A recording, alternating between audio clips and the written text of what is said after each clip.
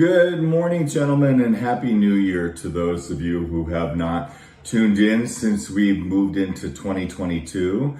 So this topic today for 7-minute therapy is going to be about the fear of rejection.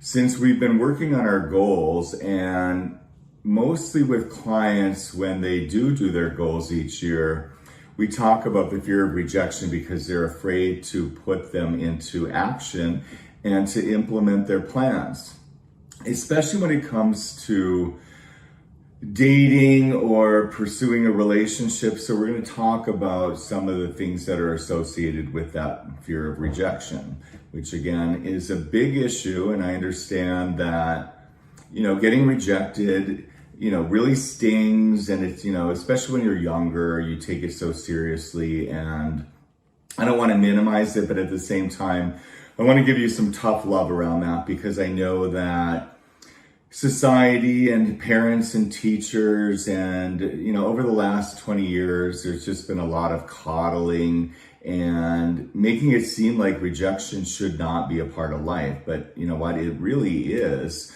So you do have to learn the skills, which I wish were taught in school and done better with certain parents that just don't allow their kids to experience what it feels like to go through rejection, and to allow them to emotionally handle it, be there to support them. But you also have to let them know that it is just part of life. And oftentimes being rejected is not personal. If you go for a job, for example, and you don't get the job, that just might mean you're not the right candidate. So if you personalize that and shut down and hide out, you're going to be living a very small life and not pursuing much of anything of value. So today, again, let's start by thinking about what it's like when you go out and date and you have that fear of rejection and you want to meet a girl that would become your wife someday, or you want to date someone long term. Some of the common rejections that come up with men are, one, she's not going to like me. She's going to think I'm stupid. I'm not good looking enough. I'm not her type, or she's going to have too many rules and standards that I'll never be able to meet, which is true. There are a lot of women who are dating today that have standards that basically eliminate most males. I've worked with some of these women who basically will turn away a good guy based on the shoes he wore, or based on, he dated someone before that was too young for them in the female's, perspective. So yes, there are a lot of women out there who will reject you as a dating potential just because of her own issues. So that's why you really can't take everything personal. The big thing that most of you do not like to hear, and I think society does not like to admit, is that we really can't just love ourselves unconditionally. I mean, we do. I don't think you should stop loving yourself. But in order to go out and compete in the world, we really do have to develop talents, skills, become a confident person, be an interesting person, do things that enhance our ability to relate with other people. We can't really just sit at home and hide out or play video games all day or watch porn all day, or use excuses such as, well, I'm shy, or I hate rejection. I can't deal with rejection. I'm not used to getting rejected, so therefore I really can't handle dating. So if you don't just walk through that fear and understand that it is a universal problem that we all face, especially again when you're younger, it's harder because we're learning how to tolerate rejection. And I know that so many of you that were raised in this generation whereby you were not allowed to even feel what that was like because someone would step in and make sure your feelings weren't hurt, it has done you a disservice. I am sorry, but that's the way it is. You need tough love sometimes. So in order to get out there and function in the world and actually have the confidence to date, you really do have to work on yourself. There's no other way around it. You know, what makes you special? What makes you unique? Do you work out? Do you take care of yourself? Are you healthy? Are you well-read? Do you walk through fears? Do you carry yourself with an air of confidence?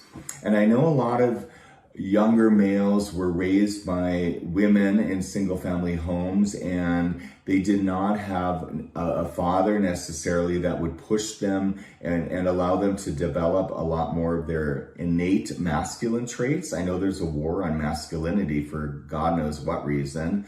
But you need to tap into those innate strengths. Men that are, play sports or work out, they're more confident around women. If you're taking care of yourself and you don't just sit on the couch and eat unhealthy foods, you're going to be a better prospect for dating. You're going to feel that. You're going to feel that energy when you go out and date.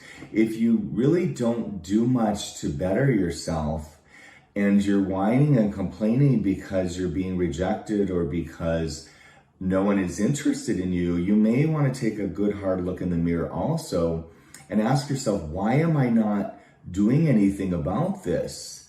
You can't just expect the world to accept you as you are if you are not doing much of anything to promote yourself, to grow as a human being, to become self-aware, to demonstrate that you have confidence, the way in which you carry yourself. If you never take on any challenges, you're not going to develop any self-confidence. You really are just a person that's going to live in fear.